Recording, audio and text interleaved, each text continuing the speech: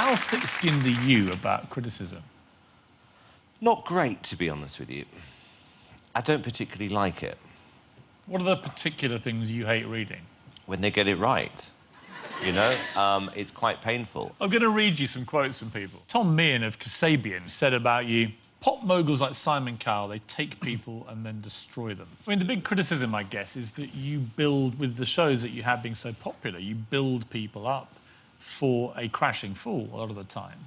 Look, I think the reason everyone comes... I mean, I know the reason everyone comes on my shows is that because everything else they've tried has failed. Yes, the process builds them up, but once you've reached the point where, you know, you've won a show like mine, it comes down to the artist as well. How did you feel when Susan Boyle came on Britain's Got Talent, for example, and sailed through quite happily until the live week, and then we were all aware there were problems and that she was finding it difficult coping? Do you feel responsible? Truthfully, I was so excited by what had happened by her audition tape, as we all were, because it just exploded all over the world.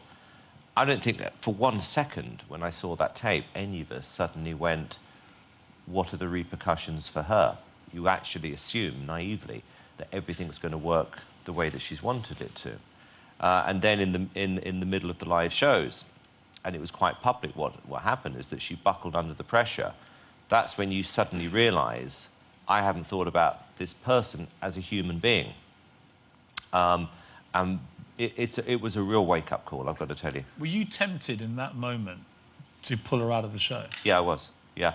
I brought her into my dressing room on the Friday and basically said to her, look, I don't know what you believe you have to do or don't have to do, but you have a choice at this point. And if you want to leave the show, you can still walk away, you know, proud for what you've achieved. But if this is too much, we're going to support you on this decision. But there was absolutely no way she was going to leave this competition. And I made it clear to her at that point. I said, Susan, you've got to understand, you may not win this. And she looked me in the eye and said, Simon, I want to compete. I want to take part in the competition. I want to prove all the people wrong who doubted me. Sting recently said, the X Factor is a preposterous show, and you have judges who have no recognisable talent apart from self-promotion and devising them what to wear and how to look. It is appalling. Well, first of all, anybody who, at the age of 60, calls himself Sting is an idiot. I find those kind of people who really do live in mansions, you know, who come from, you know, quite humble beginnings and they're living, you know, in these stately homes, professing to know everything about everything in the world and what the contestants may or may not feel. They can say that because they've got everything they want in their lives. But what they're really saying is anybody else who needs a shot shouldn't be allowed to do it. This quote here, a penniless pop music hustler trying to flog records ought to have had crime against humanity attached to the label. Who's that? That was me. Seriously? Fantastic. Really? Yeah. Do you think you were born blunt? I was always very, very, very naughty growing up. You know, anything which involved, you know, getting into trouble, whatever, I would do. Including telling your younger brother Nicholas that Father Christmas didn't exist, but you weren't happy with just telling him. You decided to prove it, didn't you?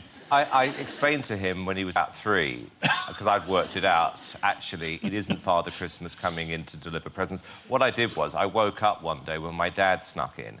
So the following year, we put pots and pans over the door so that when he crept in to give us the present, they all fell on his head and we woke up. And that proved to Nicholas that Father Christmas wasn't real.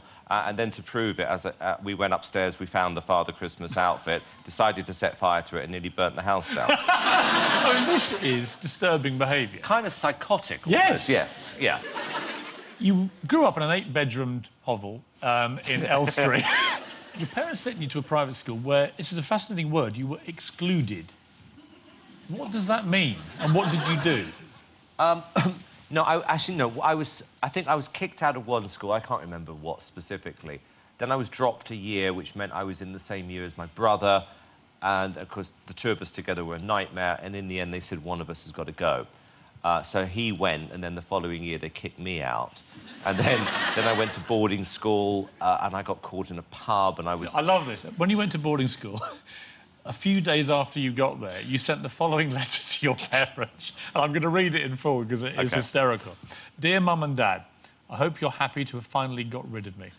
I also hope you're happy in your centrally heated, warm house and you have a lot to eat, because I'm lying in a dormitory which has icicles on the inside and there is nothing to eat. I'm freezing cold and hungry. I hope you're finally satisfied, Simon. Reasonable. Reasonable. You can get a reply. I was absolutely... I've got to tell you, because I was 14, 15, I was appalled. I mean, but... I'm glad I went through it. Why do you think you were so rebellious? Because I was bored, Piers. And to be honest with you, I kind of knew I'd learned everything I needed to learn. I could add up, I could read English, I could write, whatever. You know, every time I was sitting in chemistry lessons, you know, with stupid Bunsen burners and stuff like that, I'm not going to do that when I'm 30, you know? I'd get bored and I'd get frustrated, and I just couldn't wait to leave. Eventually, you landed a job at EMI Records in the mailroom. You were a postboy. Yeah. Did you have any sense... I mean, did you feel this was a demeaning job, or were you actually a good little grafter then? I mean... Oh, no, I thoroughly enjoyed it. I mean, no, it doesn't even enter your mind demeaning. You know, you're just happy to get in, you know, you're at the ground. And it was at an age where if you started at the bottom and you were seen to work hard, you would always be, you know, promoted. It was always accepted. You quickly... I mean, you showed your entrepreneurial skills because you very quickly broke away from EMI and you formed your own record label. Too early, if I'm being honest with you. I got out the post and I was given a good job and I was persuaded to do something and I didn't have the experience. So I probably did it a bit early in hindsight, but I was very, very impatient at that point. There's no doubt you're a very effective boss now, but you've had to learn the hard way. And I want to take you back to the early 80s. Simon already had his own record label when he spotted a glamorous woman dancing in a club. She was exactly what he was looking for. First time I saw Simon, I could